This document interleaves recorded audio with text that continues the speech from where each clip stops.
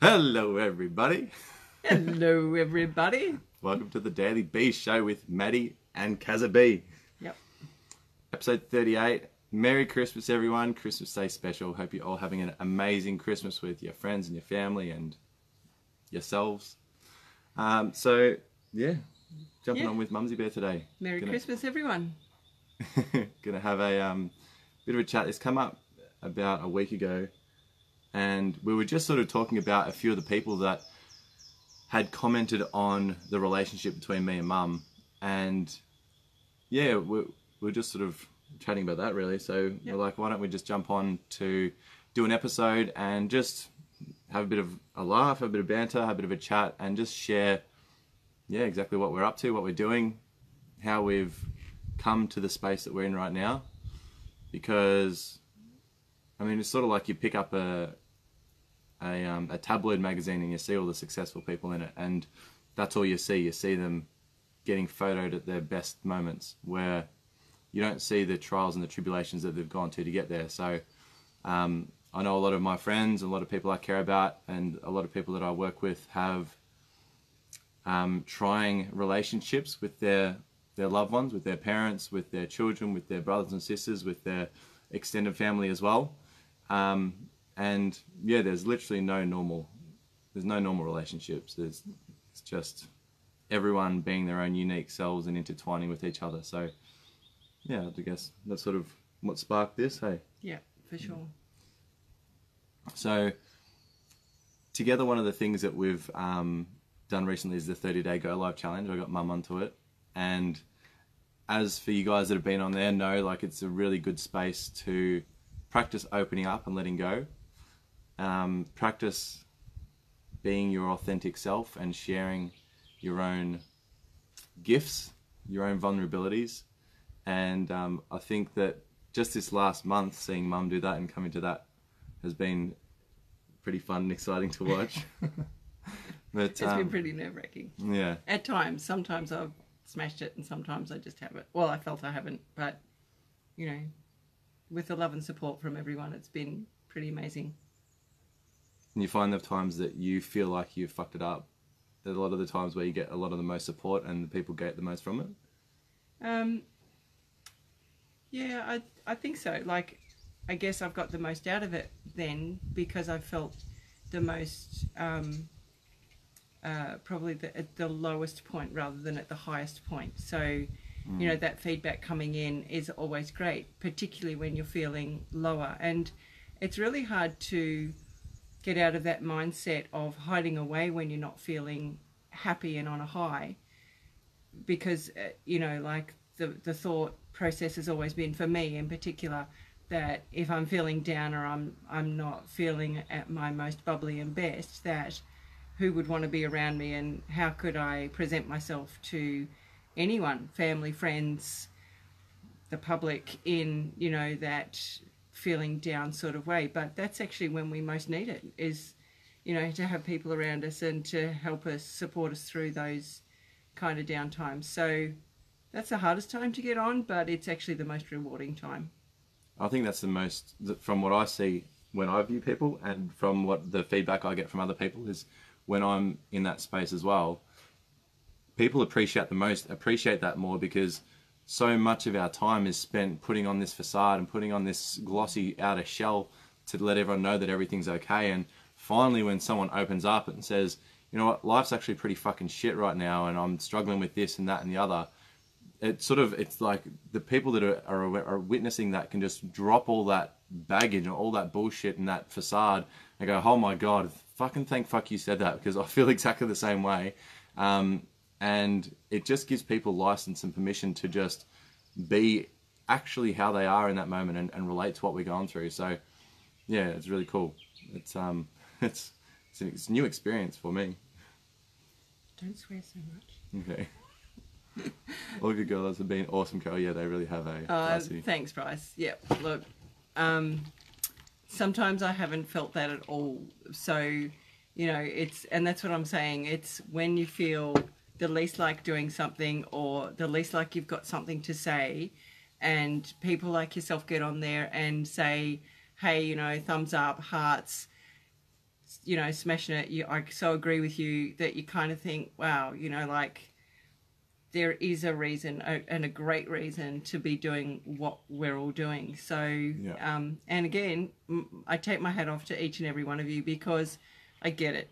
You know, I get how it's not that damned easy, and it's easy when you're feeling up and you're feeling pumped. Yeah. But it's just not so easy. And honestly, I've thought a few times, you know, like I get on and I be pretty serious and I think, oh my God, people just don't want to watch me being serious all the time. I need to get on there and smile and kind of like tell jokes and, I don't know, put on a clown outfit or something.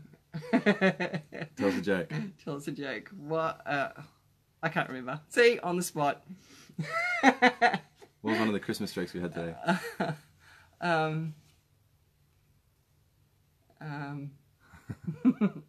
What was one of the Christmas jokes we had today? I didn't pay attention. I know one of the answers was polar bear, but I don't know what the question was. Yeah, no. Boring. I can't remember. See, on the spot. Let's talk about parenting. Let's talk about parenting. Because I don't know much about it because I'm not a parent. I can only look at it from being parented and watching other parents. But I don't know, tell me what it was like for you growing up as a single mother, going through the paces and learning the ropes. And well, it's an interesting topic because my role models were my parents, of course, which I kind of have shared in one of my Go Lives, which was an alcoholic father and a manic depressive mother, who, for all intents and purposes, kind of did the best that they could do, and yet, in some respects, and this is a whole nother story, but in my journey of having some psychotherapy, I learned that they actually weren't necessarily doing the best.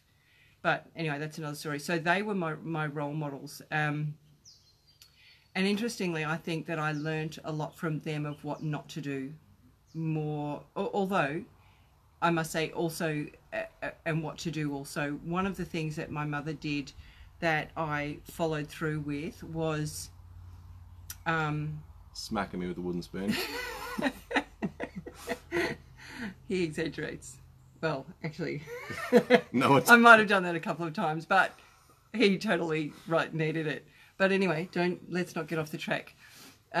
So one of the things that my mother did that I followed through with, and I will do this with anyone at any time, is there is never a time to say no to a cuddle. There is every day that you tell the people in your life that you love them, and it's just so important to take that time and show that love and that want to hold and cuddle and have a kiss and say I love you every single day, every time the opportunity arises, and particularly not just between parent and child, but also between siblings. So I raised my children, Matthew and Hannah, to love each other in the same way and tell each other that they loved each other and give each other hugs. And so there was, you know, I see families now where the children, quote unquote, hate each other and won't go near them and don't want each other to touch each other. And it's, you know, my heart really cries for them because it's a sad way to live. And Matthew and Hannah, of course, as siblings, they've more so in their later years of late teenage, early 20s, have been through some difficulties, but that bond that they created from day one, from not just day one when Hannah was born, but from even when I was pregnant, and the involvement that Matthew had in that time that Hannah was growing and, you know, then coming into life and all the rest of it, was a huge bond. And we all have that three-way bond. So there was no solid father figure for quite a long time in their early upbringing, but that would be the one thing that I took from my mother, is to give that love and just enrich it every single day. Yeah. So if nothing else, that would be the one thing I would say to parents, is don't ever say I'm too busy to give you a hug, or don't ever forget to say I love you, or kiss goodnight, or kiss good morning, kiss goodbye. Every time the kids walk in or out of the house, it's a kiss hello or a kiss goodbye. It's a non-option. Thanks. So yeah. Yeah. I love my hugs and kisses. I give everyone hugs and kisses, and I tell everyone I love them. Same. Yeah. Same. We all do, and so does Hannah. Yeah. So that's, that's a real upbringing thing. So, it was just a no-brainer for me. It was just the way it was going to be. And there's studies about physical touch and human connection, and like if a baby doesn't get enough physical touch and connection a certain amount of time after it's born, it'll die. And even when people are in prison, like it's a punishment to get taken away from the murderers and rapists and be put in solitary confinement by themselves, and as a punishment to be by yourself. So that physical affection and that the connections and the camaraderie and that intimacy is a human biological need. It's something that we do crave. And physiological need, that's the one. Yeah, and I do the same. I see people that struggle with it. Even Ken, like, he doesn't like a hug, but I just bear hugging. He's growing into it because it's a non-option in my house. So, he used to say to everyone that wanted to give him a hug, oh, no, I don't hug. No, I don't hug. But now he's like coming around. And he's half my size, and I pick him up and go give him a hug. We've only been together for 20 years, so slowly it's working. Yeah. And it does. It just rubs off on people. So start hugging today. Anyone? Yay. Yeah. Yeah. All right. So what about the shit times? With parenting? Yeah. So as a parent, what I found is that there are days when you go, you're despairing and you go, I don't know, and this is it. I think this is the only time I'm going to do this, but I've said to myself, I don't know what the fuck I'm doing wrong. I don't know how to do this. This is way too hard. I didn't sign up for this hard stuff. That was with Hannah, obviously, not with me. Actually, it was with both of them. Many times, actually. So that was one end of the scale. Okay, is like feeling like I just have no idea what I'm doing as a parent. It's so hard. I'm despairing. And then there's the absolute polar end, which is, oh my God, this is amazing. It's these kids are the most awesome thing that has ever happened, and they're just, it's just the easiest, the best thing ever. So the polar opposites of being the hardest job in the world to being the most rewarding, valuable job in the world. And I defy any parent to say that it's any different than that. Yeah, and that's what I hear from the outside looking into parents' worlds, is they complain so much about having kids. But then on the other hand, it's like, it's the greatest thing that's ever happened to me. Yeah, so they're really, like, that's the perspective I see. I haven't experienced it, but that's what it sounds like. So yeah, and we've been through our really, really tough times. Like, my God, we could spend hours sitting here talking about our tough times. Probably easier, and this is the thing, right? You can talk about your tough times an awful lot easier than you can talk about your good times. Because why? Because that's what we naturally do. We bring up this tough shit for ourselves rather than the good shit. I don't know why. What's been the hardest thing about being a parent? Do we really want to go there? The hardest time about being a parent? That involves you. And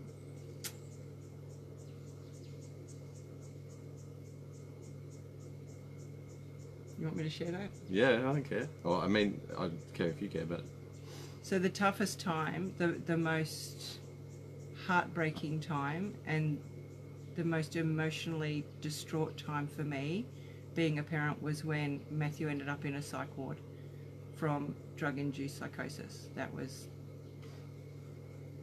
horrible. Not just horrible, that was... Fully fucked.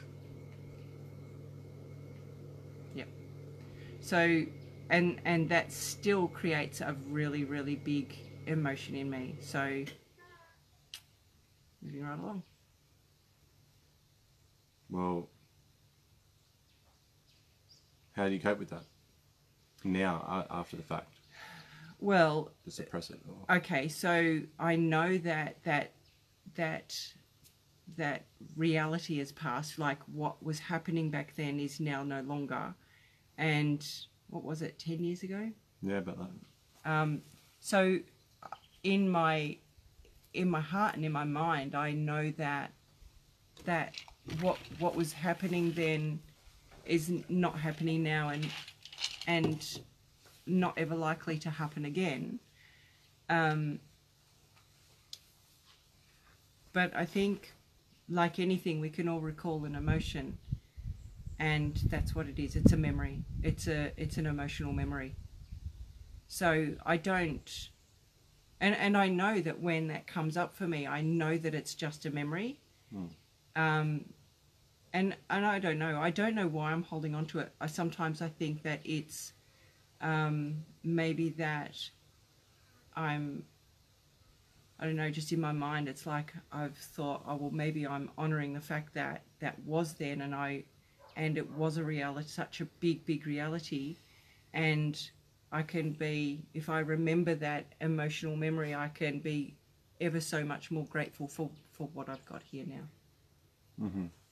So, like I've spoken about that experience from my point of view, which was obviously very different to yours and to the people around me. Yeah. But can you share like what that memory is and what that was like as a parent? Because people say like the worst thing a parent can go through is the death of a child. Well, that's what I thought I was facing. Yeah.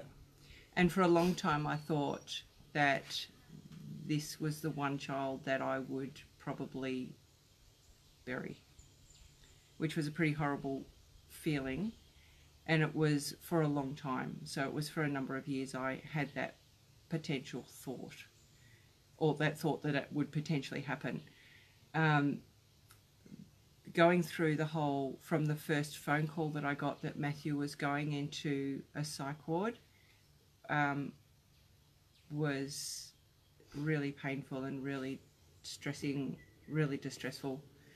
And I called the hospital up and said that he was coming in and that I was coming over, and they said to me, don't bother, you won't be allowed in to see him today.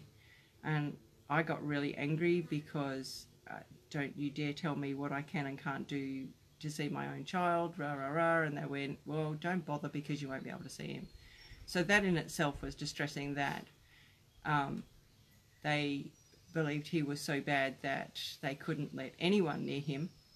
And I went in the following day and he was like, in what I saw was nothing short of a wild animal that had been put in a cage. So that was the look in his eyes, that was the way of his physical demeanour, pacing around, prowling, being angry, being threatening.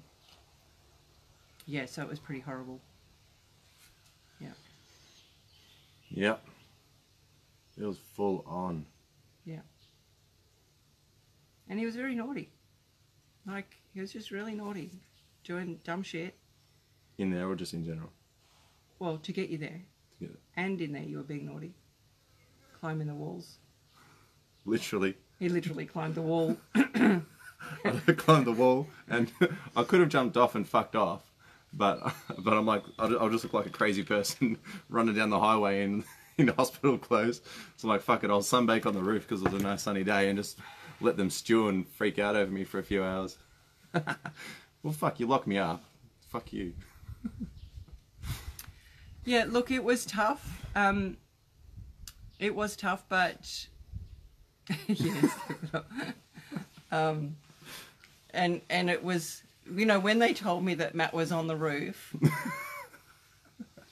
and on the wall, I actually you know, I actually didn't think that he would jump over and go. I just thought Matt's doing what Matt does, which is giving people the shits.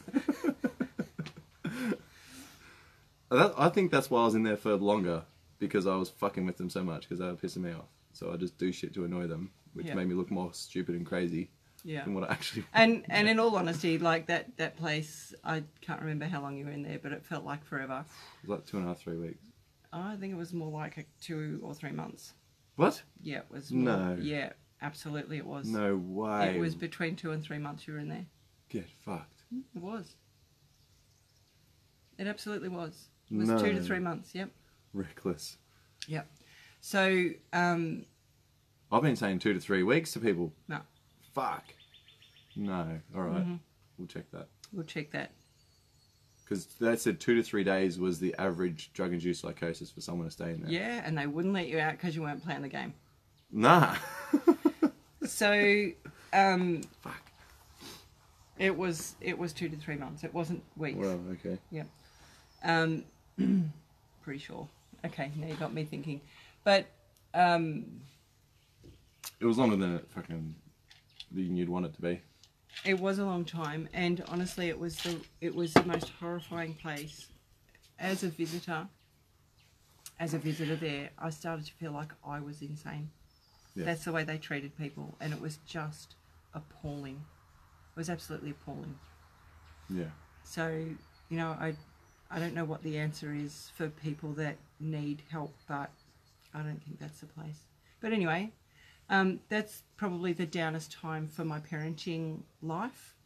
There's lots of other scary times that I've had where, you know, Hannah was on the other side of the city and I wasn't able to get to her when she was taken in for emergency surgery one day, or one night, and I was, you know, 4 hours away plus.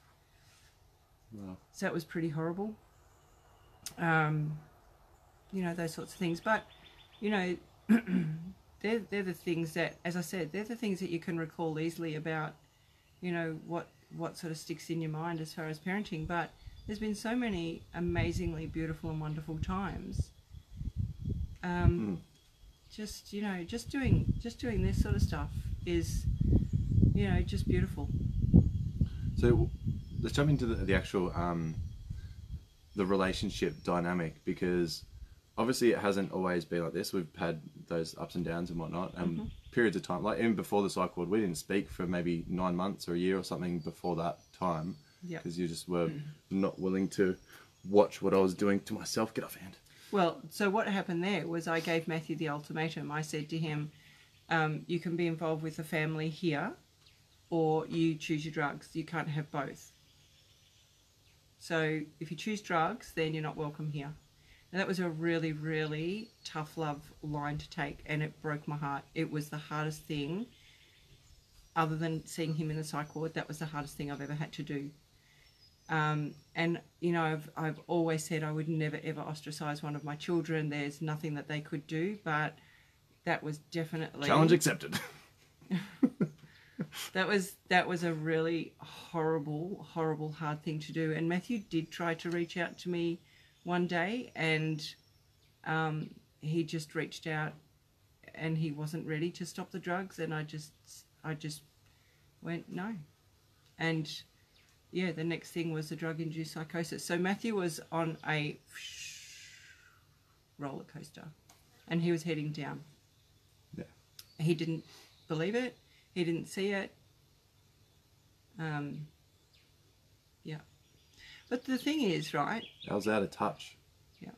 So I don't know if you remember this, but the beginning, or I believe it was close to the beginning of Matthew's taking drugs journey, I remember the first time I picked him up from the train station that he started talking to me about drugs, and he was like, "Hey Sam, and everyone that's watching," he said to me on the way home, "Oh, Mum, I tried a couple of different drugs," and I'm like, my gut just turned into knots, and I'm like, oh, "Okay, Matt, sort of, you know, what have you tried?" Thinking, oh, he's done a bit of weed, and he's like, "Oh, I snorted some coke," and I'm like, oh fuck, I'm going in my brain, I'm going, I'm like, Matt, you know that if you do that, you can get pretty addicted pretty damn quick. And it's, oh, no, it's okay, Mum. You don't have to worry. Like, I've got it under control. You know, I'm not going to get addicted. And I'm like, I'm turning inside out. My guts are turning inside out. But what do you do? Like, I can't say to him, don't do it. You're not allowed to.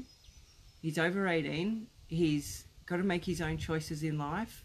And I've just got to pray that he doesn't kill himself, or worse. And I say this seriously, or worse, that he doesn't end up in such a state that he needs 24-hour care 7 days a week. Which some people in that psych ward were there for years and never getting out. That was full on, yeah. So for me, and I know that I'm a bit selfish this way, if my kid wants to fuck himself over, then kill yourself. Don't end up a vegetable, or... I don't want to see that. I just don't want to see that. Full on. It is full on. And you know what? And I'll stand by that day by day. Well, I was actually sort of... I wanted to ask, but I wasn't willing to go there. But because on one hand, like that, the people say like losing your kid is the hardest thing a parent ever has to go through. But yeah, like needing to see your kid every single day, fucked up. I don't know what would be harder. I don't know, because thank Both are pretty messed up. God I haven't had to experience either of them, and I hope I never do. Yeah. Full stop. Yeah. Yeah. Full stop. So I think your biggest fear, obviously, as a parent, that you do lose a child. But I don't know how you'd feel if every single day you had to wipe their ass and wipe the dribble off their face because they didn't know how to eat anymore. I don't know. Yeah, I was losing their mind. Another thing. And yeah, all that mind, physical.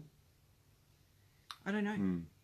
So we see a lot of people, a bit of a diversion, we see a lot of people that, and your family, that don't communicate with their parents, that don't open up, that don't feel comfortable sharing, let alone hugging and touching, but like just opening up and sharing. I don't know if we've got a question about that. It's just something that we've noticed recently that is a bit heartbreaking. And yeah. So for Carol, how did you allow the room for Matt to spiral while still staying connected to him? She didn't. Well, I disconnected for that period of time, Sam.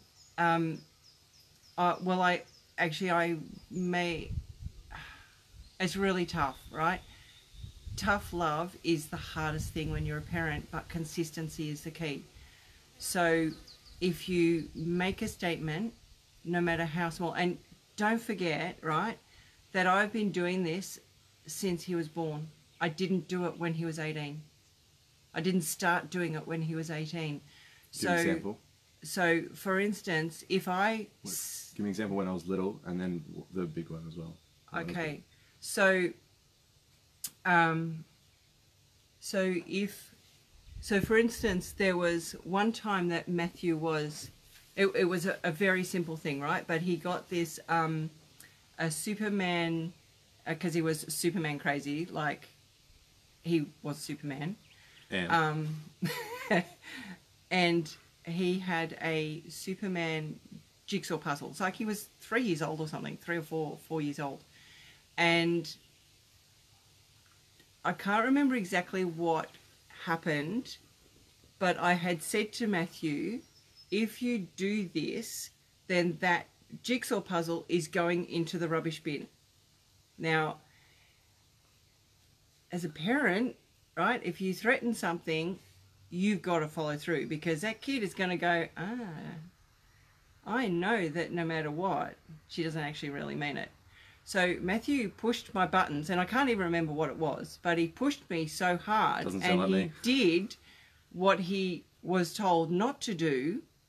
So we together walked to the rubbish bin and placed this jigsaw that he loved because it was Superman, and put it in the bin. Nothing is worth that. All right? So consistency is the key all the way through. So if I said to him, if you, and the minute that you start a sentence with if, then that means there's a follow through, right? So if you don't want to follow through with something, don't ever start a sentence with if. Does that make sense? Yeah. Don't so start it with what instead of if? If you start a sentence with if you do that, then this will happen. Yeah. Yeah. If you don't do that, then you're going to get. Yeah.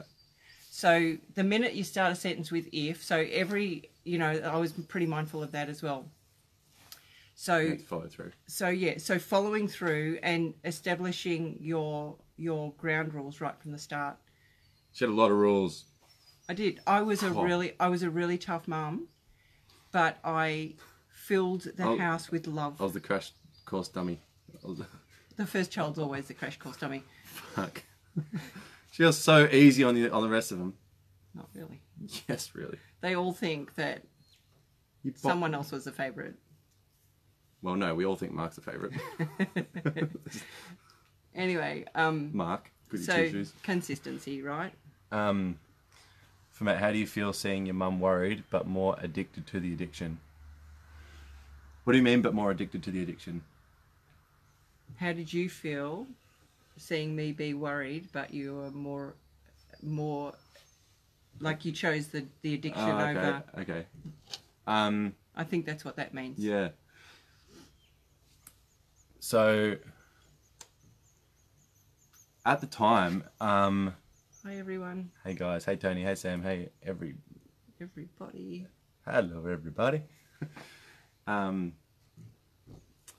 it's a tough one. Like, looking back, I can analyze myself now, but at the time, actually, I watched a movie recently called Beautiful Boy. It's just this new one out, and it's probably the best example of a depiction of that relationship with drugs and with family. That's okay.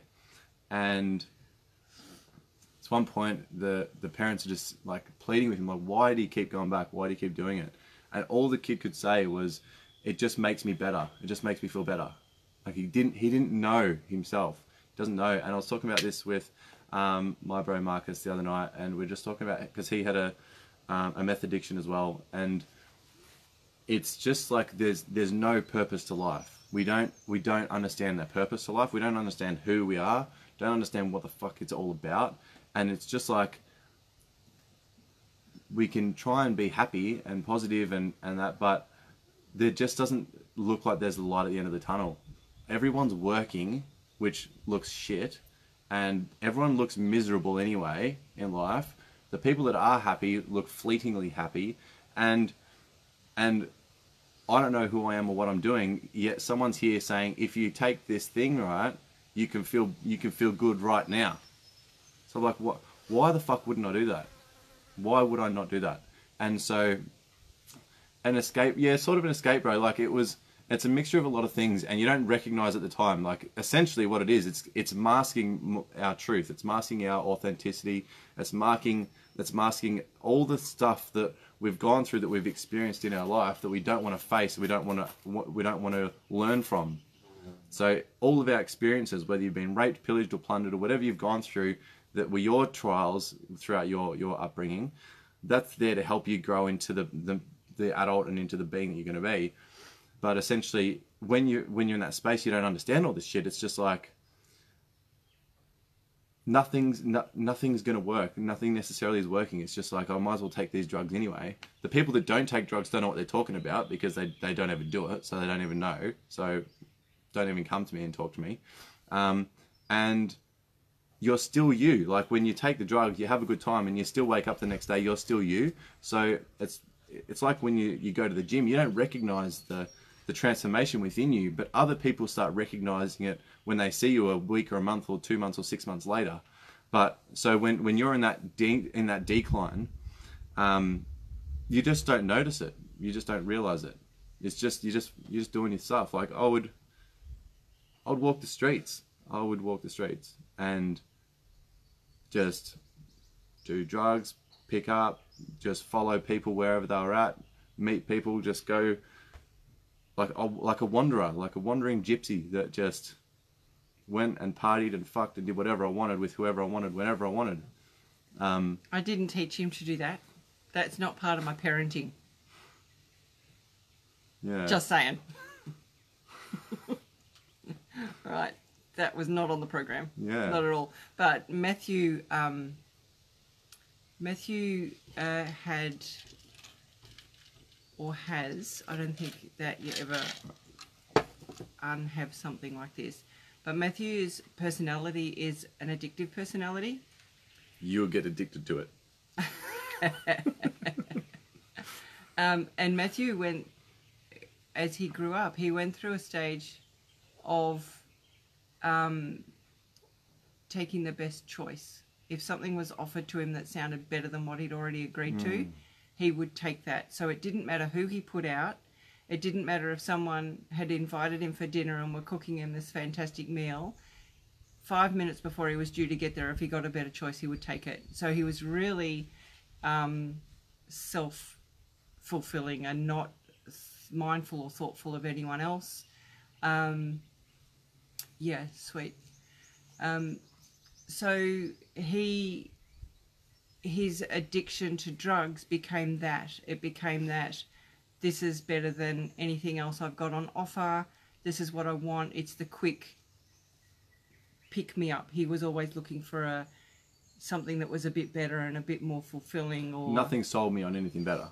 Nothing's like, you say, stop partying, stop going out with your mates every weekend, stop having fun, stop getting fucked up, and go and work in this job, and in 20 years you might have your own house and a family. I'm like, that sounds fucking shit. Yeah, because it wasn't instant gratification. So Matthew was always after absolute instant gratification. Now, I don't know why or where that came up, but it's a journey that he obviously needed to travel through. And as a parent, it was really difficult to watch that happening. But as I've said, I don't know, hundreds and hundreds of times, this is his journey, and he needs to follow his journey no matter what the outcome is. It's not for us to say how he should do it. As much as some of the things were breaking my heart, as a parent, you just have to, it's really hard to let go. And it's really hard to stop being the parent when they're trying to find themselves. I remember my mother trying to still be the mother, still be the parent, when I was trying to find myself, and I hated it. And I didn't want to be that person either. So, you know, as much as my mum showed me how to say I love you every day, she also showed me how, you know, not to... how not to mother. How not to mother, how not to hold on. And, you know, my mother would give advice, and if you didn't take that advice, mate, you were up shit creek. And I never wanted that to be a part of what was felt when I offered some advice. I didn't want to tell you a lot of stuff for a long time there. Like, on one hand, like I really wanted to open up to you about everything, and just wanted you to accept what was going on. But then it got met with so much judgment and so much disapproval. It's like, well, I'm not going to fucking tell you anything. Yeah, and that's what happens which is something I never want to do. And I know that it's happened, you know, from time to time with my children, that they've said, oh no, I won't tell mum because, you know, she won't approve or whatever. And that's totally normal. There's stuff I'm absolutely not going to approve of, or, you know, tell you what I think or how I feel. But I still don't have that option to make that choice for my children. They have to do their own journey, but it doesn't mean I have to agree with it. I see that as the catalyst, actually listening to other people who don't open up to their parents, is because they're still seeking the approval of their parents. They still want to make their parents proud, or they're seeking validation from their parents. But I felt that, and that's what I was wanting back then. I'm like, why can't you just love me for who I am? Why can't you just accept me for what I'm doing? Why do you judge me and all these things that's going on?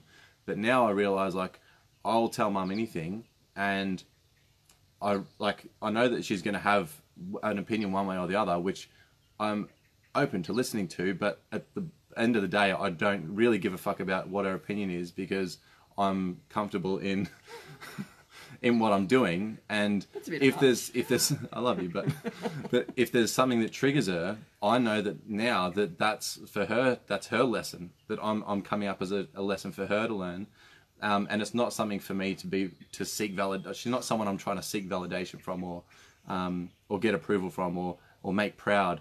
As much as I do, like, you know, feel pretty chuffed every time Mum tells me she's proud of me and she loves me and all that. Like, it still gives me a warm and fuzzy. I'm not hanging on those words anymore like I used to, and I'm not making or not making decisions, or opening or not opening conversation because of what she might think. I'm more open now, because I'm open to triggering her and helping her grow from my own experiences as well. And as a parent, that's a real testament to knowing that your child is no longer a child, that they've grown up and they've become an adult, is that they're very comfortable in their own skin, and they can say, this is where I'm at, Mum, and this is what I'm doing. And yeah, that's okay if you don't agree with me, but, you know, this is the way it is. And like, let's face it, we live with partners and we don't always agree with them and what they want to do or how they're doing it, or, you know, anyone, friends, other family members. So why should it be any different with our children? We don't own our children. Or our partners. Or anyone. We own our own selves, and that's it in a nutshell. So, you know, like, I will never stop loving my children. There's days I haven't liked them. You said the other day, you're like, Matt, you know what? I've always been proud of you. Well, okay, maybe not always.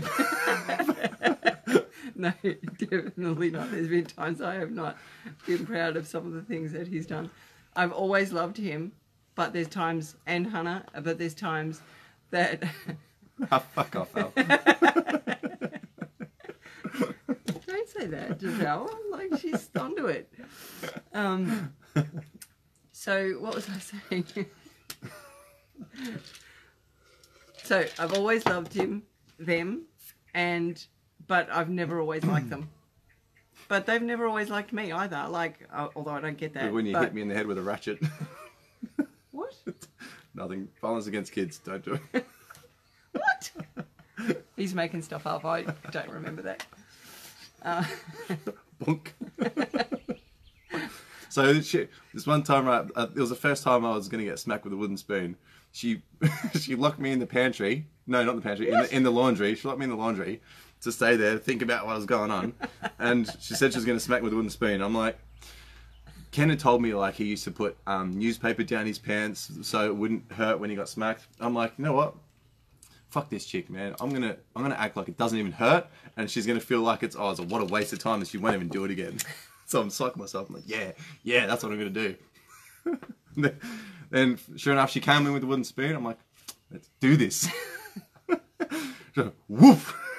Oh my god, it was the most painful thing I think I've ever felt up until that point. It hurt so much. I screamed so loud. Oh, there's no hiding the pain of that wooden spoon. Holy shit. Oh, it was good punishment. It hurt so good. And so what I figured out after that, right, was I tried to run away from her for a little bit, but then... Big mistake. But then when she caught me, what I do, I like press my ass up against her leg so she couldn't, because if she hit my ass, she'd have to hit her leg at the same time. So that worked. But then eventually I just made her laugh, and she's like, I might be laughing, but I'm still angry. Okay, Mum. What about tell them about the time where I did something wrong and came to you and I said, like, I knew that I did something wrong, but I still decided to do it. Oh.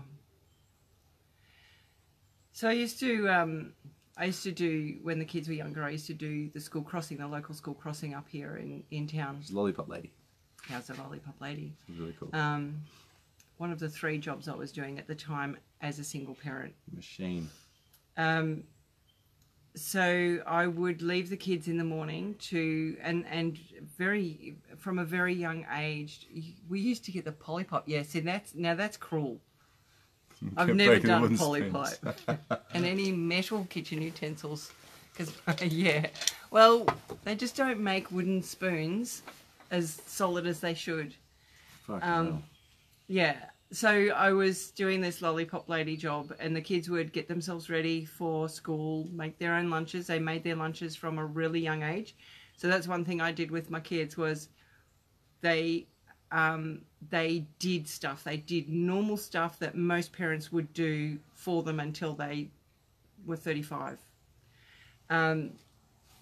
So, you know, they had to make beds, they had to... Dishes and vacuuming and ironing and bloody sewing and gardening and picking up dog shit and mowing lawns and washing. This is before I was out of nappies. Yeah, totally.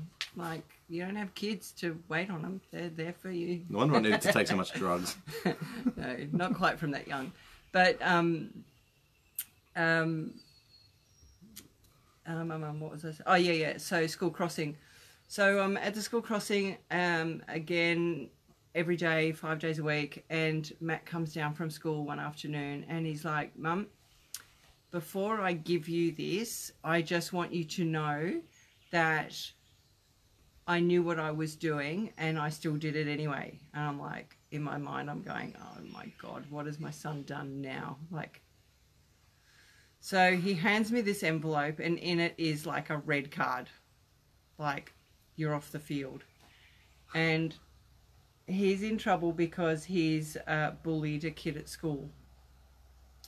So Matt's told me the story about this kid who was annoying him and his mate flat out.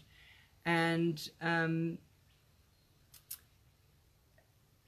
they both decided together that this kid wouldn't leave them alone, and they decided to dack him. So, so the kid went off squealing, and you know this is like grade 4 or 5, maybe grade 5. I think it was probably more like grade 5.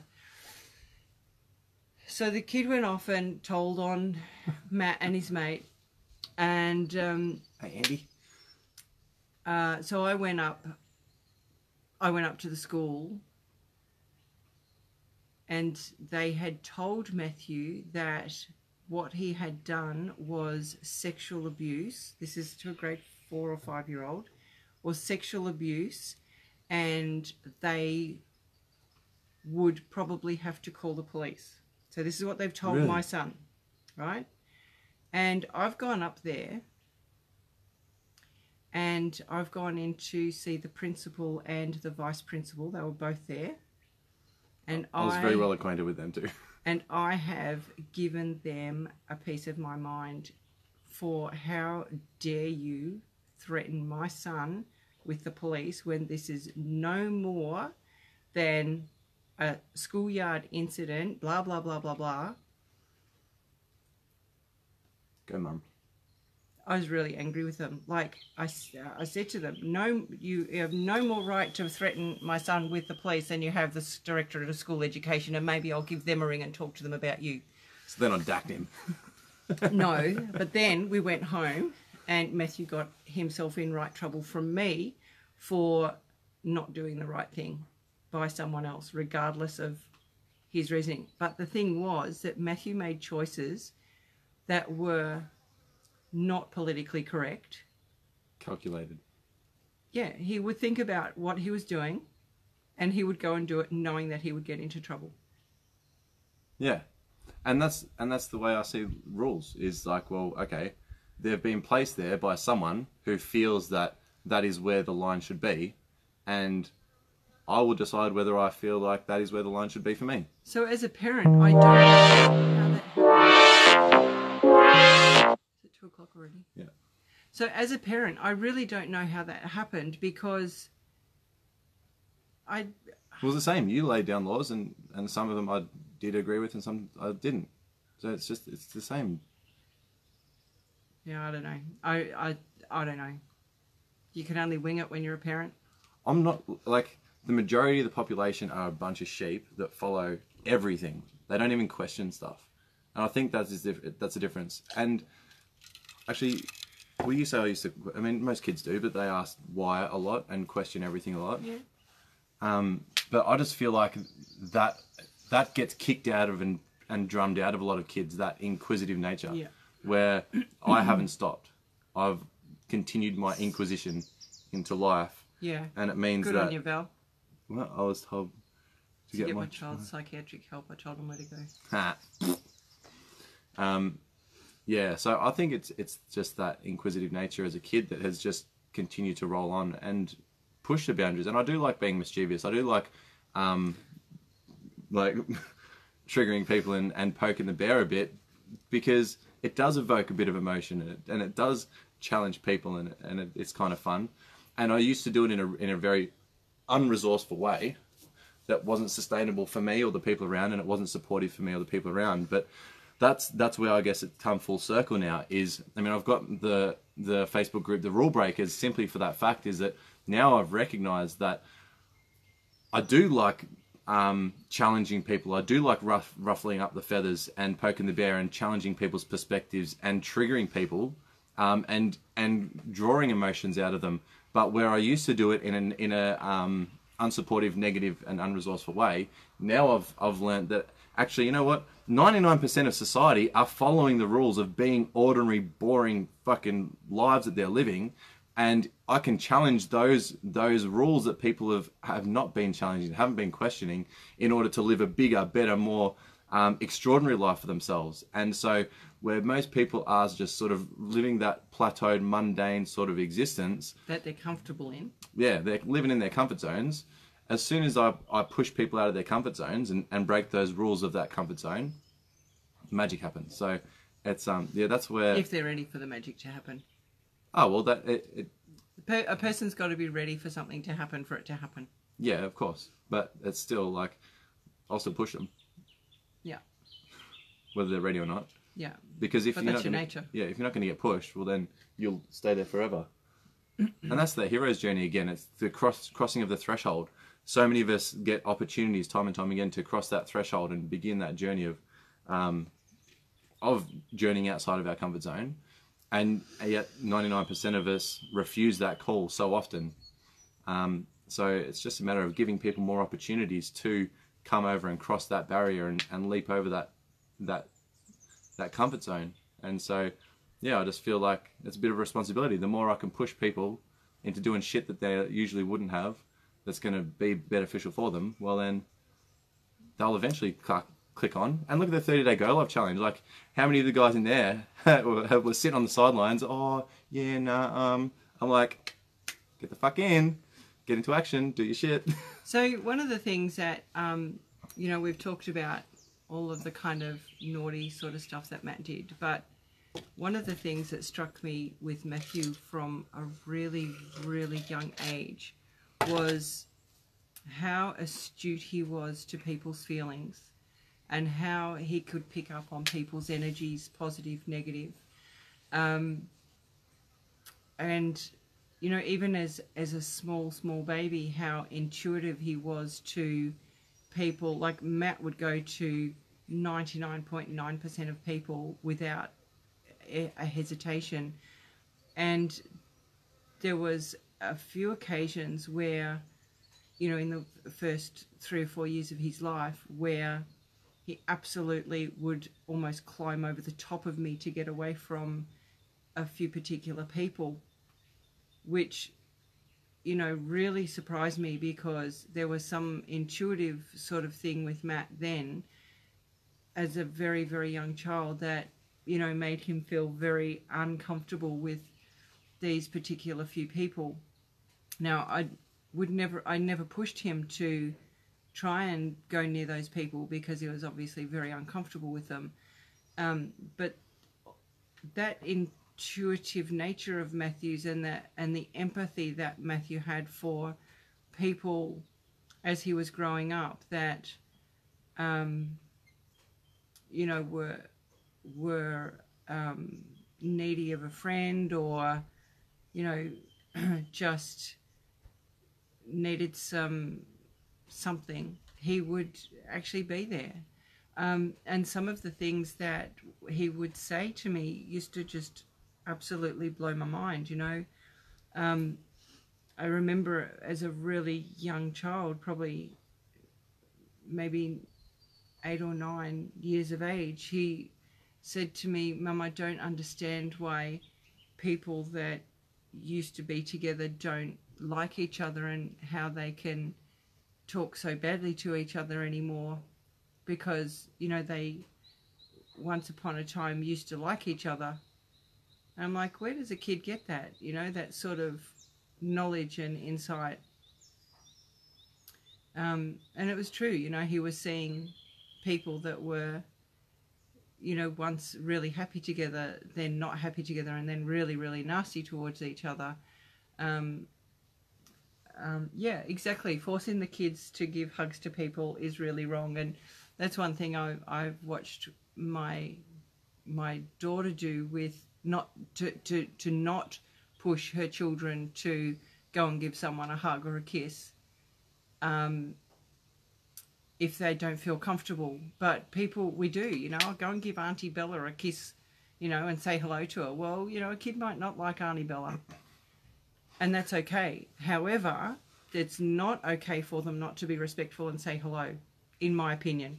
You know, like eye contact, and at least acknowledging people is just something that we should do. Stay away 1 meter away, please. No, not like that. Not like that. Like, No closer, how many thank you. how many times have you walked into like a friend's place and their kids are sitting there doing their iPad or whatever, and they don't even acknowledge that you're there, that you've walked into the room, they don't look up, they don't eye contact you, the parent goes, "Say hello to Shirley, kid." And the kid, or nothing, you know, like, we still need to teach our kids respect. Manners. Yeah. Morals and grounding. That's what it comes down to, morals and grounding. And that's, as a parent, I think, for me, I just would say, if I teach them good morals, if I teach them respect, then and give them good grounding, then when it comes to the time that they're fighting the fight and pushing off to do their own thing, they've always got that grounding and those morals to come back to, always. And that's the thing, they'll always have that. Yeah. So why do you feel like we're so connected and close now? What do you think has been the catalyst for that? And what do you see in others that don't have this level of connection that we do different? So I'd like to think that it's because, for one thing, that initial grounding of love and respect for one another. So when the kids were growing up, if someone felt like they needed their space, or they felt a bit angry or a bit shitty about something, they were allowed to say, "Please don't speak to me for a while, I need my space." And everyone had to respect whoever it was that said that. Now, sometimes I said it. I'd say, "Don't speak to me for the next 10 minutes, I need my space." And the kids knew that I meant that. And they knew that after 10 minutes, they could come to me. Sometimes I might say 5 minutes, sometimes I might say 15 minutes. But they knew that that time was my time, I needed my space. No matter how much they thought their stuff was important, they knew that that had to happen. It also was the same. They knew that in our house, they could say, "I need my space, please leave me alone." And even me as a parent would say, "That's fine. You need your space. You go off and have it. No worries." And I would give that. So as a parent, we have to respect our children as much as they need to respect us. That's the way I see it. That's how I brought my kids up. So that's first and foremost. We've created that grounding and that respect for each other. As hard as I've found it sometimes, I've needed to stop talking at my children. So stop being the parent and allow them to be themselves. And I think for that reason, it's come back, you know, they've been able to come back to me and say, you know, sometimes a little bit tentatively, "Mum, this is what I've decided," or "This is what I've done." and wait for the rah, rah, rah, rah, or the, oh, okay, that's cool, or whatever, or I don't agree, but okay, I get it. Yeah, I'm his mum, Cheryl. Cheryl? Yeah, she was up in China. Oh, hey. Hey, China. So, yeah, I think it's that where we are now is a knowledge that we've both got that respect and that closeness, you know, the love, the... Meet my maker. Yeah. A lot of love. Yeah. Yeah. I think that's why. But you know what? I also think it's maybe individual personalities too. You know, my kids are a lot of me. They're really, really a lot of me. So Listen, they're taking all the credit. no, I don't mean from that perspective. Like we're yeah, okay. That's why I'm so addictive to everyone, isn't it? Because I've got so much of you in me. Yeah. Yeah, what can I say? Like nothing like their fathers. Not that we fucking know who that is. Well, you don't. Okay, so Matthew does not know his biological father, and that's the way it is. It's just the way it is. Things will never be the same. Oh, no, no. So we don't know if that's a good thing or a bad thing, but it is what it is. Yeah. Some people came from a test tube. Don't worry about it. I'm not worried about it. No, and that's the thing, like people fighting and fussing and stressing and worrying over their seeing their kids or not seeing their kids or having kids or not having kids or being there. And it's like, look, at the end of the day, like, you're a baby making machine. If your machine happens to pop out a baby, well then you're essentially like, your job is done. What? The main job is done. From my perspective, if like I've been given this life from looking to the relationship between me and my biological father, he had zero part to play other than impregnating you with me. Job done, right? done. Job done. So anything more than that, it's, I don't know, take it or leave it, really. I'm good. It's not hard to be a biological father, but it is hard to be a real life father. I think I've never been a father, actually, that I know of. You are my mum, right? Yeah. I've been a mother and a father, really. Daily B Like, special. Matt, you're actually adopted. shall we tell everyone now? No. Come on. No, look, I don't know. Child in the way he should go, and when he's old, he will not depart from it. Yeah, That's it. Yeah. Boom. Yep. You've been both. Yep. Breaking news. So yeah, look, I love the journey that we're on.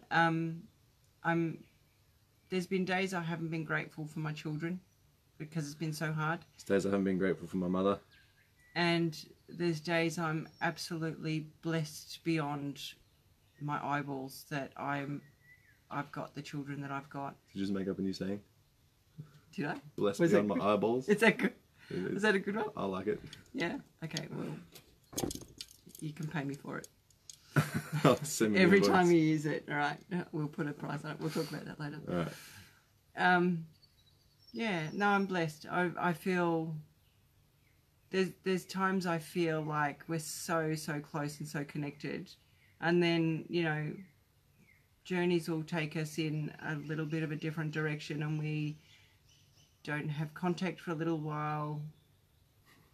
Yeah. She gets it from me. Yeah, see, totally. I just can't copyright it. Yeah, sometimes we, it's that, like this, as life is with all people in our lives. You come together, you go a bit further apart, you come together, and that's okay. It's like kind of like the winding river, right? Mm-hmm. If you guys have heard about or understand your soul contracts as well, it's like we've chosen the people in our life before we even got here. I think Tony, you touched on that, and Absolutely. And so, whether you believe that or not, or even if you just adapt it as a concept and give it the possibility of being what it is, the the choice of having mum as my mum before I even got here, it's like we've got, like, your family are your biggest teachers. They're the ones that are going to be there for you or around you in your awareness until your deathbed. Like, mum hasn't seen her siblings for a decade, but they're still a topic of conversation. They're still in the ether and in the awareness, right? And so the people that are in your family are the ones that are there through it all, and they're our biggest teachers. The ones, your kids as well, like your partners, the ones that trigger us and challenge us the most are our biggest teachers. And so when I was able to pick up that and really embrace that, I think that was one of the catalysts as well for just really accepting family for who they are and who they are. Because, like, I don't remember asking that question about why do people that used to love each other not love each other anymore, but it has been a question on my mind for so long. Like, how do people not treat each other well? How do siblings and parents and partners, like, why can't they just be lovely and nice to each other? And it can't happen, because then we wouldn't learn, we wouldn't grow from those trials and those tribulations and those triggers, which we're all on a journey of evolution. We're all at different levels in different areas on our journey of evolution, and that's what we're all here for, is to trigger the shit out of each other and help each other love those aspects of ourselves, and also show each other how amazing we are, and share the beauty with each other. So when you see your child and all you've got is love in your heart, right, for that child, that's your child mirroring back at you how much love you have and how lovely you are. And likewise, when you have a partner that triggers the shit out of you, or an ex-partner that frustrates the piss out of you, right, that's them showing you an aspect of yourself that's frustrating as fuck, that you don't love and you don't own yet, and it's for you to grow from. Nothing is happening, it's never outside of us what's going on. So and I think even while those people are still within that energy field of yours, it doesn't mean necessarily that you still have stuff to deal with them, but maybe they've still got stuff to deal with where you're concerned. So it doesn't always have to be, you know, I've got stuff to deal, you've got stuff to deal with each other. It can be like, okay, well, they've finished maybe with me, but maybe I've still got shit going on with them. Does that make sense? So it's stuff that I have to work through, or I've finished with them, but they haven't finished dealing with stuff from me. So, as you say, that's stuff that is triggered in them, but not necessarily in me. So we've had this discussion, Matthew and I have had this discussion a lot about, you know, I should potentially be in touch with my siblings. And many times I've said to Matthew, I actually don't need to do that anymore. Like, there was a time when I felt I wasn't finished with my siblings, but now I know, like, it's a knowing, it's a... Finished with. It's a... Well, I don't have a need to... You don't have a trigger. I have no triggers for them whatsoever. So, for me, like, but if one walked around the corner and said, I miss you, I love you, I want to give you a hug, you would embrace them, wouldn't you? Well, I probably wouldn't immediately go up and put my arms around them, but I would probably want to know where they were coming from. So yes. I wouldn't say get off my property, because then obviously I was still being triggered by them. But I would definitely... It's a long way of saying yes. Well, I don't know if I'd embrace them. Like, energetically? I'm open to the world. And it's all... So to think about ourselves, right, in every aspect, being selfish is the ultimate selflessness. Is like, if mum's triggering me, right, and making me frustrated about something, and then I learn what that is that it's bringing up within me, and I'm able to learn to love that aspect of myself. When mum behaves in the same way next time, I will no longer be triggered by that behaviour. So it's not about changing mum or getting mum out of my life or doing that, like changing that. It's about changing what's in here so that any time that happens again, I'm not triggered. And it's funny, like even when we drive in the car and I'm like, He's so annoying to drive with. I'll be like, oh, you're frustrating the piss out of me. And I'll be like, I'm sure I didn't say it like that. oh, you're frustrating me. I'll be like, well, if you're choosing to be frustrated, Mum, you can choose that. He's so annoying. Seriously, if you have him in the car, put him in the boot. I'm just saying. So it's literally your choice. It is your choice, and it's great that I can chat about like this with Mum now, and I do like having these conversations. But a lot of people, you know, you bring that up and you say, well, like, because they come out with their story of how frustrating their family members are or their loved ones or whatever, whoever it is, and you say, well, you're choosing all of this. It's a bit of a slap in the face to their ego and to their whole paradigm of reality.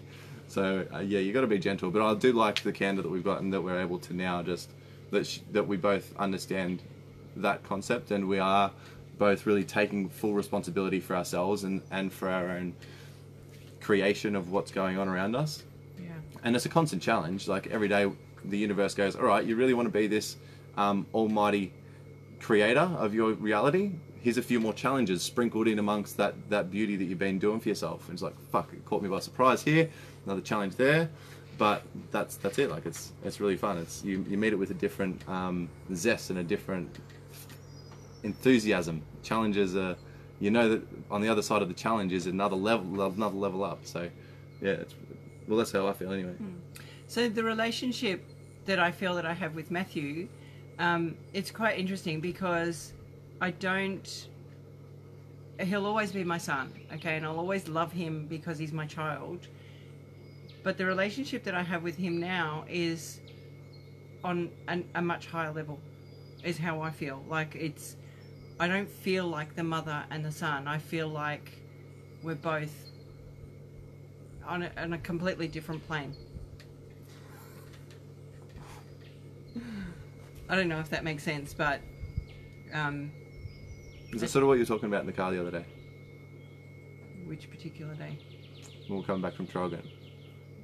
You know, like, I feel like the dynamics changed from that of being the mother and the son to like one that we're both sort of growing and evolving and learning from each other, and on this journey together now instead of you holding my hand. So where I see Matthew doing stuff, I don't look at it from a parental perspective and a mother perspective. I look at it as an equal and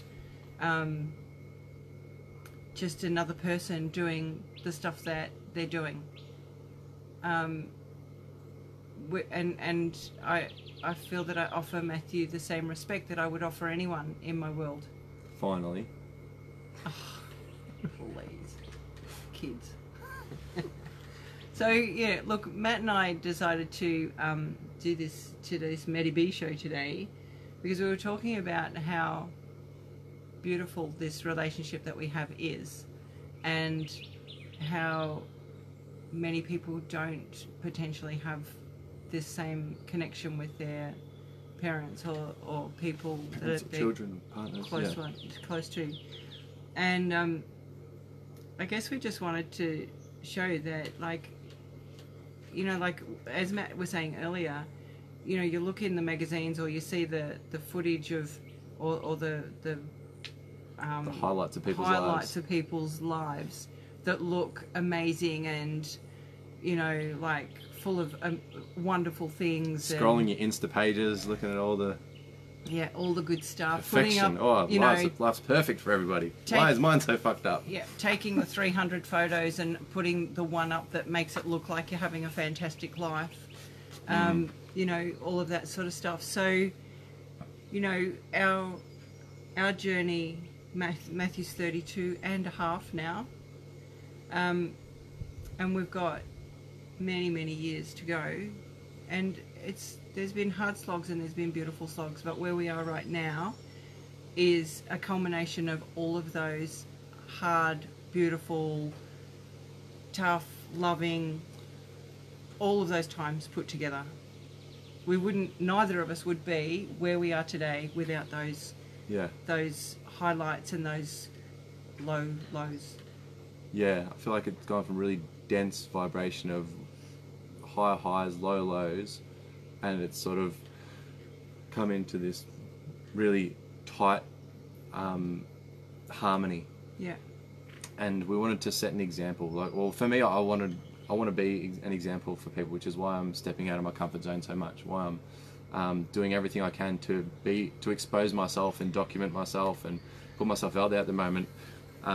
Because daily, multiple times daily, I have conversations with people that are struggling with certain aspects, and as soon as I hear people struggling with certain aspects or not living up to their potential and not being fulfilled in certain areas, straight away I want to get on and share something about myself that that is the example of my experience going through those troubles and those pains, those challenges, and on the flip side of what I've been able to do and where things are now, and show the potential of what's possible. And I mean, like we're talking about, I was in a fucking psych ward 10 years ago. I've been doing all sorts of shit, had all sorts of challenges, and still do. So I'm far from, like, this is the we're just on the starting blocks right now of what I see going on and where we're going with this. But chatting with Mum is just another example of a beautiful relationship that I wanted to share with people. We wanted to share with people and just show what is possible, because it's beautiful. The parenting right through hasn't been overly easy in some respects, because I've been a single parent quite a bit, and I've also been in a couple of different relationships where the kids have had to, learn to live with the person that I've chosen at any given time to be with. So, that's had its ups and its downs as well, because obviously I've been in a couple of different relationships where, I've come up, been great, and then bang, it's gone down and hasn't been any good, blah, blah, blah. So, parenting, as I'm sure a lot of you out there are doing it hard being a single parent, totally get it. There's aspects of it that are really, really not easy at all. Really not easy at all. But neither is being a two-parent family and a blended family. A blended family is really hard as well. So, and then every time you bring someone into the mix, it changes the whole dynamics, and so it's a lot of juggling. And one thing, like, again, there is no normal as well. No. Like, there's no seeking out this normality. It's just it's an illusion. It's whatever you stay true to your heart and true to your goal, and consistency, love and consistency, full stop. And one thing I've found myself saying to a few people lately is this sort of idea that we're given our families, right? And a lot of people, a family is a group of people that are completely different from one another. Like, your friends, you go and hang out with the people that align with your values, they align with your interests, they align with your hobbies, they align with your being, right? You get to hang out with them. But your family is a group of random people that are completely different a lot of the time. And it's like, people can't even adapt and accept and be compassionate and empathetic to the ones in their family, and they wonder why they go into the real world and they struggle. It's like, you've got this opportunity here to learn how to accept all types of people within your family, all these beings that have quirks and tics and flicks and things that just drive you crazy, right? But until you learn to really accept those people that are your family, and that's what I feel like they're here to do, is help you, like an example of the rest of the world. They're like a smaller manifestation of everything you're going to experience. And that's what I see my family as, the opportunity for me to learn and practice accepting such a diverse array of people, so that when I do step out into the real world, I fucking hate that term, into the real world, I'm more equipped to accept the variety of people, the variety of personalities, the variety of things that are out there. And yet, it's no wonder people just hang around their little cliques and they've just bitch and moan about everything around them that's not exactly like they are. and those are the people that usually have a shitty relationships and shitty family dynamics. So, I mean, it's Christmas today. It's a beautiful time to practice loving the ones that are not like you, loving the ones that are estranged from you, loving the ones that are completely opposite to you.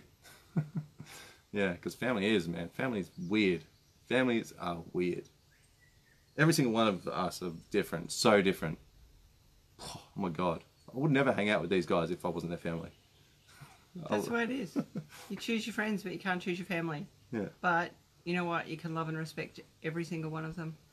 And, you know, it frustrates me that I see even members of my family being complacent and judgmental towards other members of our family. And I don't know whether it's familiarity that breeds that contempt or just a straight out lack of respect for each other. So, yeah, I don't know. I don't get it. I just want everyone to love each other and be respectful of each other. People are at where they're at on their journey of evolution. So, like, and this is where love and compassion comes into it, is that it's not about changing what's going on in other people. That comes back to us. So when we see other people bitching and moaning, having a cry, it's our opportunity to either take that on as a trigger and they're there to help us learn something, or be neutral about it and just accept them and love them for where they're at, because maybe in the past we were at that space. And so I can see myself in those people. I remember when I used to judge in that same way, and I'm not one to judge them now for doing that. I'm just here to hold space, love them, be compassionate where they're at, and know that they'll eventually learn. Like, they'll go through their own pains and they'll step up eventually. So yeah. Val said it's an immaturity. I think it's a spiritual immaturity more than anything, rather than I don't know, an emotional immaturity sometimes. You know, people are on their spiritual journey too, and I think that is a very, very big part of it. I know my mother was a very young soul. Like, mate, the stuff that I would talk to my mother about, and I just knew that she just wasn't spiritually, you know, high up in her journey. So yeah, I think a lot of that is about where you're at with your spiritual journey. Yeah, it's funny, like, people that, it's basically being aware or being unaware. And you don't know until you know. Full stop. You just don't know something until you know it. Oh, I'd love to talk about my night the other night on that note, but I won't. No. He's not going to talk about that night. That's okay. Yes, it is okay. Yeah. Absolutely, it's okay. So, anything else you'd like to mention or talk about, or anything you'd like to impart on people that you've sort of come to? So the very, very best thing about being a parent is becoming a grandparent. God, they melt your heart. No pressure. No pressure, guys. I'm currently taking applicants for a month and a half to... No, he's not. Behave. You're on an abstinence thing anyway. That's what I said, in a month and a half. All right. Go to potential grandbaby provider.com and fill out an application. And mummy's got to approve. No, not really. There's a 3-step approval process. Yeah, totally. Yeah, grandbabies are the best. So yeah, if I'm a grandbaby. Well, you were a grandbaby. I'm the best. You're not a grandbaby anymore. You haven't been a grandbaby for a long time. We're all grandbabies. Hurry up, Matt. Yeah, but it's got to be with a girl, like, close to home, right? So that grandma can look after the babies. All right, so all applicants must live within a 30-kilometre radius of Melbourne North. Or be willing to relocate. Yeah. Okay, 50 kilometres, that's it. Or be really rich so we can just jet set. Yeah, that'll I'll be work. really rich in a second. In a second. Yeah. Yeah. Well, I already am. Just time's catching up. So, yeah. Anyway. I did it. We'll let you go. We'll finish up here. I did a video I'm about to release today as well on the aeroplane yesterday, which is just basically my thoughts. Gary Vaynerchuk does a lot of them when he's jet setting around, and I was sitting up the back by myself, and I was like, I'm acting as if I'm on my private jet, I'm creating content for people, and it was really cool. So I'm just out the back doing this video, and people are like eavesdropping in and having a little listen. It was really cool. But I'll put that out today as well. And guys, Merry Christmas. Very Merry Christmas, and be happy, and go and love your family and your friends. And yourself for a little bit. Oh, for me, because I can't. Absolutely. Oh my God, kids. Love you guys. Thanks for hanging out. Love you guys Lydia. too. Hey, Lydia. Have a amazing 2019. We're going to rock this out. Yeah, love you too, buddy. Love everyone. See yous. Bye.